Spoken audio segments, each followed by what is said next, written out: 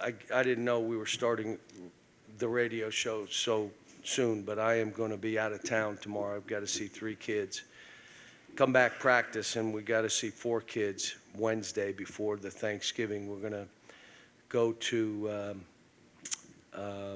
serve Thanksgiving dinner like we do. I just talked to the kids about, the position they're in and how you can make people feel special and create hope for people just by being nice. Ask them their name, ask them where they're from, let them know that you care enough to ask those questions. See if they comment about your game, watching games. And so that will be Thursday, and we play Friday. So we're going to have off tomorrow. I won't. One of the assistants, I guess, will do the radio show. Okay, and then Wednesday I'll be traveling, come back late, and then Thursday we do what we're doing, and we play Friday. So St. Joe's, I knew they could play this way. Last game they were 6 for 30 from the 3. Last game. They made 15 threes. And some of them, we were on them.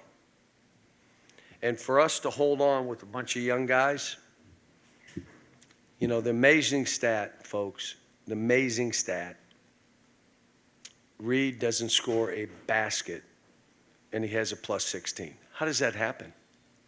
It's incredible. One of my guys on the bench, I went to put him in. What are you doing? He's in it. No. You want him taking it out? Making those plays. But they all did well. I mean, DJ played better. You're starting to see who he is. Justin played better, more confidence, more relaxed player. Antonio made shots. Robert Dillingham does what he does. Adu went and banged and rebounded against a big team. Trey made those shots, which are what I call those are the moment. There was that play, the moment. And one team is playing with house money, and we're playing with, we got to win. And it never fazed them. And like I said, I'm probably leaving somebody out. But I thought Jordan played well. Went in and mixed it up and did some good stuff. And so. When you got Trey, were you fully aware that he was capable of, as you call the moment, making those shots? That you only get to see when you're coaching him. But I knew how talented he was. He's a skilled basketball player. Shooting threes, passing balls, he'll fight. Missing some free throws, which are stunning to me because he's a really good free throw shooter. But Justin made a couple plays. Now he shoots that 3. We got lucky. Robert fell down. I call a timeout. I mean, again, a little bit of discipline and more organization when you're playing to win. The play where Reed rebounded, it's bringing it up, and someone's running for a basket. Why? We're up 5. We don't need a basket. There's only 22. Just don't run that way. Run the other way. I didn't have the ball. I know, but you ran like you were going to try to get a layup. We don't need it. We want to finish the game off. But again, we shot a high percentage. We only had 9 turnovers. 2 of our guys had 6 of those 9. And we played a good team, a veteran team. And they did not go away. And they out-rebounded us. Yes. With young guys, defense, half-court defense, three-point defense, how much of that is just paying attention throughout the entirety of a possession and just locking in? Yeah, but in most cases, we were in the vicinity. We didn't have hands up or we didn't take the 3 away. What happens is if I go up too close and he's able to drive around me, it's kind of embarrassing. So I'll stop a little short and give him a 3 and have my excuse why I did it. Well, I know why you did it. You didn't want him to beat you on the dribble. And I'm saying, let him beat you on the dribble. We'll recover from behind. If they're shooting 2s, they can't beat us shooting 2s. They're going to beat us shooting 3s. The other one was, and the main reason I put Reed in wasn't Reed himself. It was Reed's team defense. That's why I put him in the last part of the game. It was his team defense. Did a way better job of cutting the man off, coming off screens. But he's talking. He understood what the game plan was. But yeah, there's things we're going to have to get better at. We're going to have to rebound the ball better. But to get out, a team makes 15 threes and you figure out how to win. You make free throws, you make plays, you get rebounds down the stretch. You fight to win with a bunch of young guys. It's perfect. You play a game that you could have lost, but you didn't. You figured out how to win. Yeah, you've spoken a lot about Reed this year and how he has some of the best hands that you've ever seen. Kind of a two-parter. The hands are not better than Stacy's hands. Stacy led this women's program in steals. And she played a while ago. Jeff just wanted to shoot it. Fair enough. But with Reed, kind of a two-parter. On that last play where he did get the game-sealing steal, what did you see there? And is that something you can teach, or is that more of an instinct kind of thing? Yeah, I work on that with him every day. No, that's who he is. That's why he was in the end. Like, we need a rebounder. Who rebounded the ball? He did. And I look over, you need that rebounder, or is it got to be a bigger guy than him? So you'll want to play guys in the end so that we're a good team at the end of the game. It appears as though he's got to be in, like at least one of them. But I was so happy DJ busted through, Justin busted through. You know, you want guys to feel that their hard work is paying off. Now, the thing with Justin, which I was, you can't prepare for a game the way you prepare. The day of the game, right before the game, your preparation has to be unbelievable, excellent, because you're playing to play great, not just to play. So he's learning. He had a great shoot around and he had a great warm up, and it led to the game he had. Now, will he understand? That's important.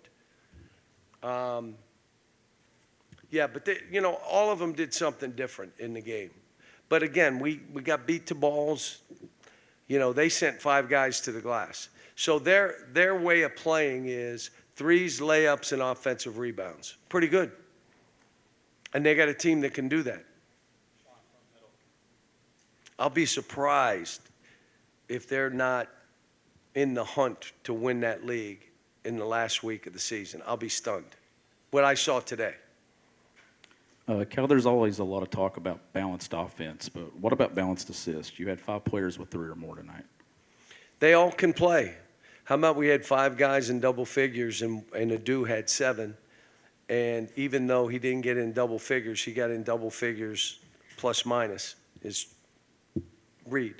But the thing I've told them, even the last game, we had 7 guys have between 8 and 10 shots.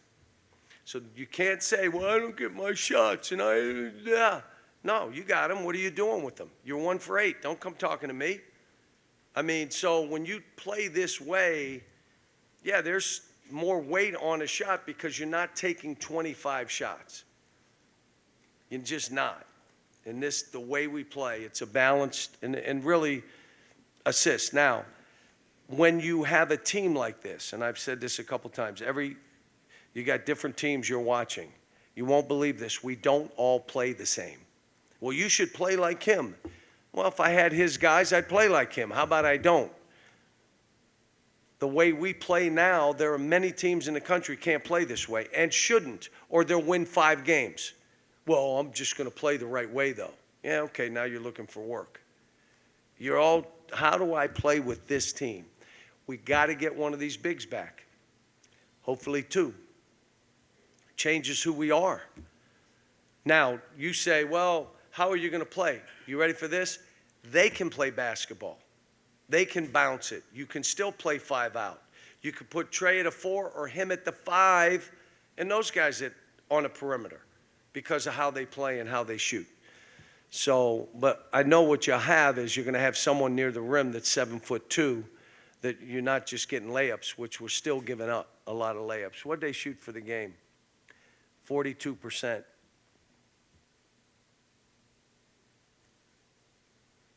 .40 from the three. John, I wanted to ask, you guys were up 7 with 5.5 to play in regulation, but, you go on to overtime and you win it.